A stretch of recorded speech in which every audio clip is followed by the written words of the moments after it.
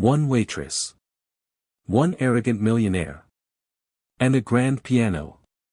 What began as a calculated attempt to publicly humiliate her would soon transform into a moment so powerful, it silenced an entire room and shattered egos in a single breath. You won't believe how she flipped the script armed with nothing but raw talent and unshakable grace. It was a warm Friday evening in the heart of Savannah, Georgia, and the soft hum of conversations drifted through the upscale dining room of the Monarch, an elegant restaurant known for its polished service and opulent ambience. The delicate clinking of crystal glasses, the muffled footsteps of well-trained servers, and the distant, velvet tones of a jazz piano spilling from the corner blended into a symphony of quiet indulgence. A night like any other until it wasn't. Camille, a 25-year-old waitress with a gentle presence and an undeniable fire in her eyes, moved with ease between tables, balancing plates and practiced smiles. To most guests, she was just another nameless face in a crisp uniform, but inside, Camille carried dreams far larger than the marble-lined walls of the Monarch. Her heart didn't beat for serving fine cuisine, it pulsed for music. Ever since she was a child, the piano had been her sanctuary, her place to spill out every joy, sorrow, and unspoken thought. But dreams alone don't pay bills. Working long, exhausting shifts at the Monarch was a necessity. A stepping stone toward the conservatory she had longed to attend since she was 15. Almost no one knew about her gift. Only a few staff members had ever glimpsed at those rare moments when she slipped into the back room during breaks to steal a few minutes with the old upright piano stored there. That night, as the dinner rush began to mellow, the front doors swung open, and in walked Bradley Langford. Instantly recognizable, Bradley was a high-profile investor known throughout Georgia for his sharp business instincts and his sharper tongue. The man strode in like he owned the room, flanked by two sharply dressed associates who looked more like bodyguards than friends. His mere presence sent a ripple through the restaurant staff. Camille's co-workers exchanged glances. They knew his type. And they knew this night would be anything but easy. Bradley Langford wasn't known for being a gracious guest. Quite the opposite, he was the kind of man who thrived on attention and made a sport out of testing people's limits. But for Camille, he was just another table to serve in a long night's grind. At least, that's what she thought. As Bradley scanned the room with an air of casual superiority, his eyes settled on Camille. Something about her caught his attention, a pause, a smirk. She felt it instantly. That prickling sense of being watched. But she kept moving, her focus locked on refilling water glasses and clearing empty plates. Unbeknownst to her, Bradley had already made a decision. He wasn't just going to dine tonight, he was going to be entertained. And Camille? She was going to be the center of his little show, whether she wanted to be or not. Camille had grown up in a quiet corner of Beaufort, South Carolina, where dreams of spotlight stages and grand concert halls felt as far away as the moon. Her mother, a single parent with the strength of 10, worked endless shifts as a nurse just to keep food on the table for Camille and her younger siblings. Money was always tight, but music was always present. Her mother's dusty old vinyls and the slightly broken upright piano gifted by a neighbor were Camille's introduction to melody. That piano, with its chipped keys and creaky pedals, became her best friend. While other children played tag outside, Camille stayed in, mimicking radio songs, then diving into used classical sheet music she found at second-hand stores. Her gift grew, quietly but unmistakably. By her early teens, she was playing at church, school assemblies, and town fairs. But skill couldn't erase the heavy shadow of financial struggle. When college came around, scholarships slipped through the cracks, and family needs came first. By 18, Camille had shelved her dream of becoming a concert pianist. Reality demanded she work. Still, she didn't give up entirely. When she moved to Savannah, she didn't choose the Monarch at random. She picked it because of one thing, the grand piano sitting, largely ignored, in the far corner of the dining room. She rarely had time to touch it, but just knowing it was there was enough to remind her of who she really was. Music hadn't left her. It was waiting. That night, as Bradley and his entourage eased into their leather-backed chairs, Camille approached the table, balancing a tray with the grace that only came from repetition. Bradley ordered a top-shelf whiskey and cracked a joke loud enough to echo through 3 tables. Camille offered a polite smile, her voice measured and warm as she took their orders. Then came the first jab. "Camille," Bradley said, glancing at her name tag with a crooked grin. "Sounds like someone hiding a few secrets." Caught off guard, she nodded politely and turned to leave. She didn't notice the smirk he shared with his companions or the way his eyes followed her every step. What she also didn't know was that Bradley wasn't just watching. He was scheming. The evening rolled on as usual, the soft clinking of cutlery, laughter from nearby tables, the rhythmic pace of service. Camille stayed focused, her step steady, her mind locked on her duties. But something about Bradley Langford's presence felt different. He wasn't just rude, he was intentional. Calculated. Like a predator waiting for the right moment to pounce. As the appetizers were being served, Bradley was already putting on a show, though not the kind Camille had expected. He dominated his table, recounting exaggerated tales of his entrepreneurial triumphs, each one punctuated with sharp jabs at people who lacked vision or ambition. His companions laughed obligingly, while several diners nearby shot irritated glances in his direction. Camille tried to block it out. She'd dealt with arrogant guests before. But there was something unnerving about the way Bradley spoke.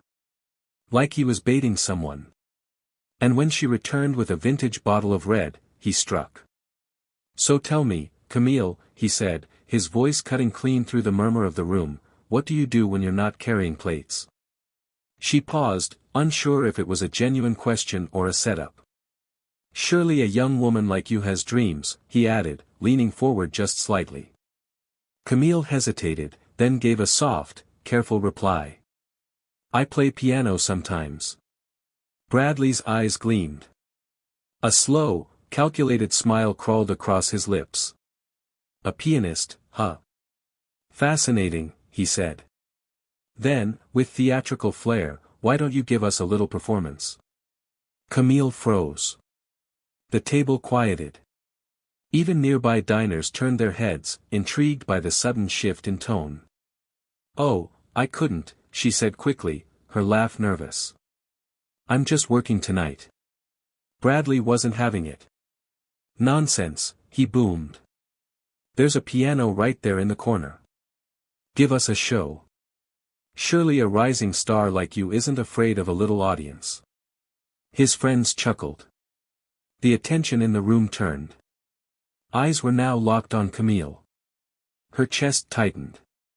She could feel their stares, expectant, judging. She glanced at her co-workers, hoping someone might intervene. But even they stood back, wary of the power dynamics in play. "I really shouldn't," she murmured. Bradley leaned back in his chair, sipping his whiskey, and delivered the blow. "Ah, I see, all talk, no talent. That's disappointing."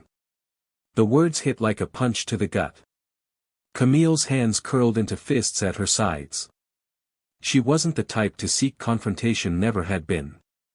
But the way Bradley Langford dismissed her, reduced her to nothing more than a punchline, struck deeper than she expected. And then, her mother's voice echoed in her mind, strong and steady, "Don't ever let anyone make you small, Camille. You're bigger than they'll ever understand." Silence stretched across the table like a drawn-out breath. Camille's eyes flicked toward the polished grand piano in the corner, then back to Bradley. His smug expression dared her to rise, or to slink away and prove his point. Something inside her snapped. "Fine," she said, her voice low but resolute. "I'll play." A hush fell across the dining room. The kind of silence that makes silverware freeze midair. As Camille stepped toward the piano, every head turned to watch. The buzz of conversation vanished, replaced by a tense stillness. Even the waitstaff held back, unsure of what was about to unfold. Camille moved slowly, her footsteps steady but heavy with purpose. Each step felt like a reckoning, not just with Bradley, but with every moment of doubt, every deferred dream, every time she'd been underestimated. She reached the piano, its lacquered surface gleaming under the chandelier's soft light. She sat down on the bench, back straight, but her fingers trembled as they hovered over the keys. Behind her, Bradley reclined in his chair like a man certain of his victory, swirling his glass with one hand and grinning. Camille closed her eyes for just a moment, inhaled, and steadied her breath. Her heart pounded like a war drum. This wasn't the community center or her family's old piano back home. This was a room full of strangers, some waiting to be amazed, others expecting her to crumble. But she wasn't going to run. Not tonight. Camille placed her fingers gently on the keys, the ivory cool beneath her touch. For a moment, the entire room felt frozen in time, every breath held, every gaze fixed on her. The first notes she played were soft. Tentative. Almost fragile. A couple diners shifted in their chairs, and someone coughed from the back of the room. Camille didn't flinch. Her focus deepened. She wasn't playing for them, at least not yet. She was reaching for something within herself. She chose a piece she knew like the rhythm of her own heartbeat, a soulful rendition of Clair de Lune by Debussy. The melody drifted through the air like a whispered memory, gentle, aching, persistent. With each passing bar, her confidence grew. The music began to swell, taking shape, gaining power. Her hands moved with a grace that defied the storm inside her. Every note felt like a confession of the sacrifices her mother made, of the hours spent practicing in a tiny bedroom, of the years she'd spent pushing her dreams to the back of the line. Each chord told her story without needing words. And the room listened. The earlier chatter had disappeared, replaced by an awed silence. Even Bradley, who had been leaning over to whisper smugly to his companions, had gone quiet. Camille didn't need to look to know it, she could feel the shift. The atmosphere had changed. What had begun as a setup to embarrass her was evolving into something else. Something electric. The air felt charged. And for the first time in years, Camille wasn't a waitress. She wasn't a struggling dreamer. She was an artist. As the piece built to its emotional height, Camille surrendered herself to the music completely. Her fingers danced across the keys not just with skill, but with soul. The notes were no longer just sound, they were emotions made audible. Each one carried a piece of her, the dreams deferred, the late nights spent playing until her fingers ached, the quiet resilience of a girl who never stopped believing in the beauty of what she could create. The room was still utterly still. Every fork paused mid-air. Every conversation silenced. The only sound that remained was the piano, and Camille's breath as it rose and fell in rhythm with the melody. For those few minutes, time itself seemed to slow. Even Bradley Langford, the man who had tried to make a mockery of her, sat frozen. The smirk he had worn so proudly had vanished. In its place was something quieter, unspoken, uncertain. Perhaps awe. Perhaps discomfort. Camille didn't need to look at him. The change in energy was palpable. The music soared and dipped, painting vivid images in the air, her childhood in Beaufort, her mother's tired smile, the piano with missing keys that still sounded like magic to a young girl with big dreams. With a final, resonant chord, the music came to a close. Silence. For a breath, nothing moved. The sound of the piano still hung in the air like perfume, weightless and lingering. Camille sat there, hands resting on the keys, unsure of what might come next. And then it happened. The applause. Thunderous, rising like a wave crashing against the walls. Diners clapped with such force that it startled even Camille. A few stood up, hands coming together in loud, genuine appreciation. Others simply wiped tears from their eyes. The staff, her co-workers who had seen flashes of her talent during stolen moments in the break room, cheered from the sidelines, pride beaming from their faces. Camille had bared her soul in front of strangers, and what she received in return was not mockery or pity but reverence. Bradley, however, remained seated. He clapped, but slowly. Hollow. A man out of sync with the room around him. His expression was hard to read, somewhere between shock and discomfort. But even his reluctant applause couldn't erase what had just happened. Camille had spoken in the language of music, and in doing so, she had taken back every ounce of power he tried to steal. As the applause slowly faded, the room seemed to exhale all at once, like a shared breath that had been held too long. Camille rose from the piano bench, her knees still trembling, but her back straight. She turned slightly and faced the room, not as a server returning to her shift, but as someone who had just reminded everyone what true artistry looked like. She scanned the faces around her, and for the first time that evening, she didn't see strangers or skeptics. She saw witnesses. Witnesses to something honest and raw. Their expressions weren't just polite, they were moved. There was admiration in their eyes. Respect. Even awe. Camille gave a small nod to a couple sitting near the front, the ones who had started clapping the loudest. Her lips curved into the faintest smile. It wasn't pride she felt. It was relief. Relief that she hadn't allowed fear or arrogance to silence her. Then, almost magnetically, her eyes were drawn back to the table in the corner. To Bradley Langford. He hadn't moved much.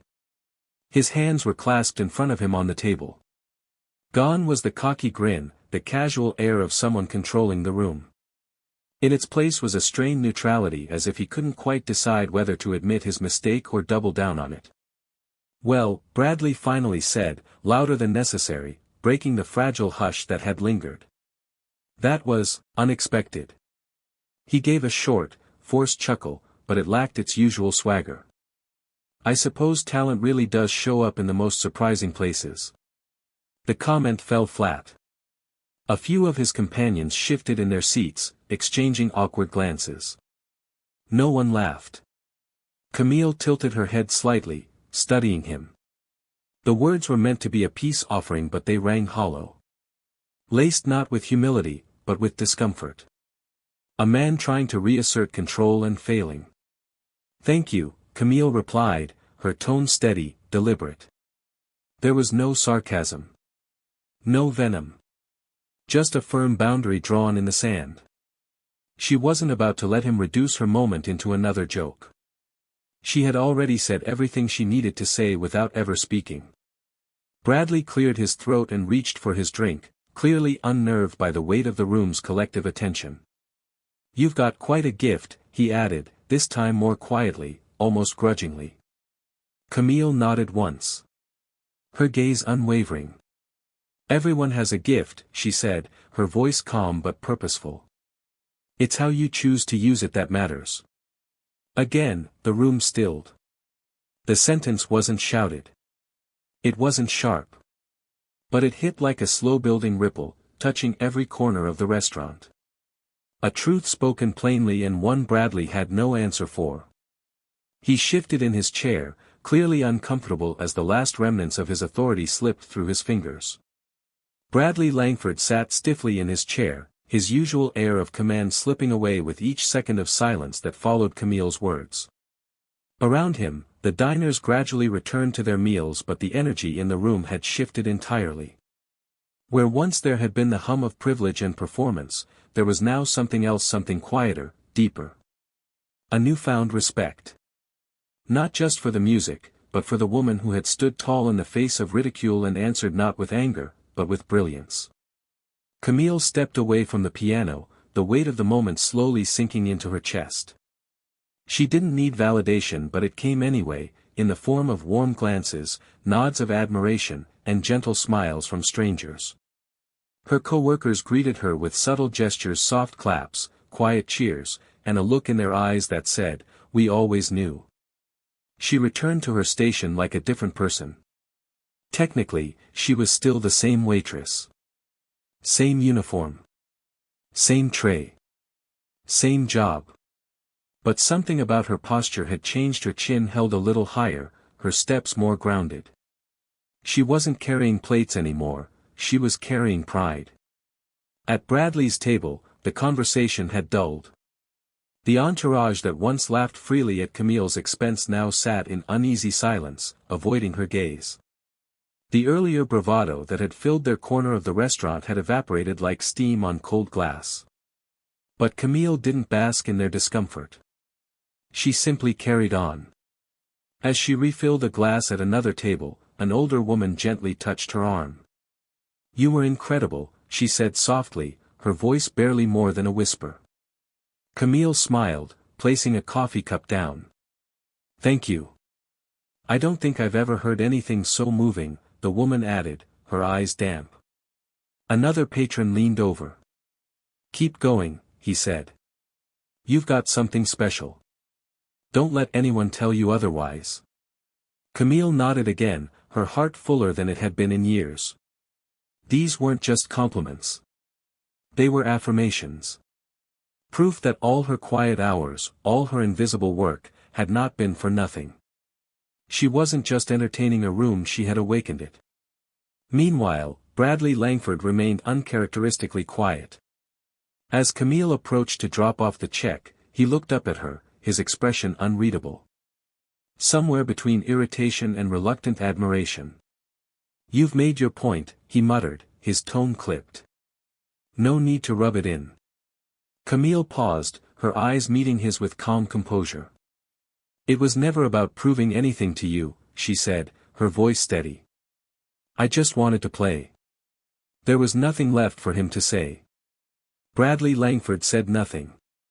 He fidgeted with his drink, scribbled something on the check, and avoided looking up again.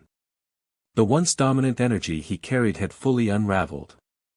And everyone at the table knew it. As Camille turned to leave, one of his companions, a younger man with softer eyes, offered a small, genuine smile. "You were amazing," he said. His voice held no sarcasm, no performative flair. Just truth. Camille was taken aback by the sincerity, but she met it with a quiet smile of her own. "Thank you," she replied gently, then walked away. The night wore on, but for Camille, it felt lighter. Freer.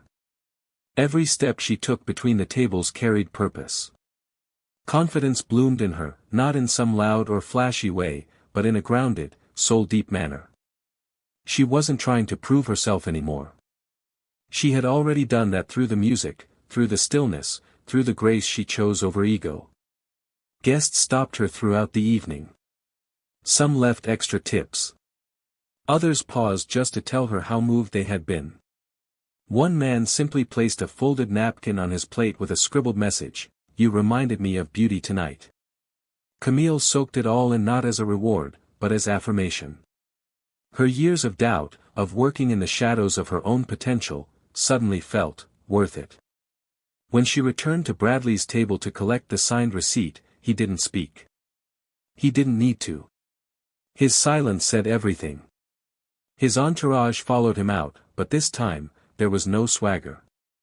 No spectacle. Just a quiet, almost embarrassed retreat into the savannah night. Camille watched them go, not with triumph, not with resentment, but with peace. She wasn't thinking about him anymore. Her thoughts were already somewhere else. When she counted her tips at the end of the night, they were unusually generous, enough to cover rent, groceries, and, for the first time in a long while, enough left over to schedule a real piano lesson. One she'd been postponing for months. Later that night, as she walked home through the quiet streets of Savannah, cool air brushing past her face, Camille felt something shift inside her. Something click into place. Certainty. She wasn't just a waitress. She wasn't just a dreamer. She was an artist. And no amount of mockery, money, or arrogance could take that from her. Later that night, in her small one-bedroom apartment just outside the historic district of Savannah, Camille sat on the familiar, worn bench in front of her old upright piano. The wood was chipped, and one of the pedals stuck if you pressed it too hard. The sound wasn't crisp, not like the grand piano at the Monarch, but it was hers. She rested her fingers on the keys, letting them glide across gently. The melody she played wasn't polished, but it was honest. It rose from her soul, not from expectation or performance. That night had changed something in her, not just the way others saw her, but the way she saw herself. She no longer felt the need to hide her gift, or to justify it. In the days that followed, something unexpected happened. Word spread. Patrons who had been in the restaurant began sharing the story about the waitress who silenced a room with her music. Social media picked it up. The tale of the humble server who turned humiliation into art caught on like wildfire. And then, just a few days later, Camille received a phone call. It was from a music producer visiting from Nashville, one who had been dining at the Monarch that night. He hadn't approached her afterward. He wanted to see if the moment would linger. And it had. He wasn't promising stardom, but he offered something even more meaningful, a chance to record a demo. A chance to take the first real step toward the life Camille had once packed away in a box marked, someday. She said yes. Not because she believed it would change everything overnight, but because something inside her had shifted. A door had opened. One she wasn't afraid to walk through anymore. For years, Camille had allowed fear to whisper lies in her ear telling her she wasn't enough, that her dreams were too big for someone like her. But now, she knew the truth. Her greatest strength wasn't just her talent. It was her resilience. Her authenticity. Her refusal to fold under pressure or turn bitter in the face of cruelty. What happened with Bradley Langford hadn't just been a personal victory. It had been a reckoning. A reminder that the people who try to make you feel small are often running from their own insecurities and they hold no real power unless you give it to them. Bradley had wealth, influence, and bravado. But none of it could diminish Camille. Because she had something he couldn't fake, truth. And truth, when channeled through art, was more powerful than ego ever could be. As she closed the piano lid and let her hands rest on the faded wood, Camille smiled softly. Her journey wasn't over. But for the first time, it felt like it had truly begun. Camille's story is a powerful reminder that dignity is louder than arrogance, and true talent doesn't need permission to shine. In a world full of noise, sometimes the most profound statement is made in silence through the steady hands of someone who chooses grace over retaliation.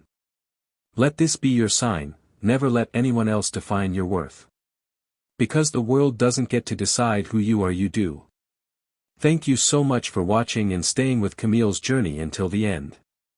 If this story moved you, inspired you, or reminded you of your own strength, hit that like button, subscribe for more powerful stories, and drop a comment below sharing your thoughts or your own turning point moment. Who knows? Your story could be the next one we tell. Until then, stay strong, stay kind, and keep playing your truth.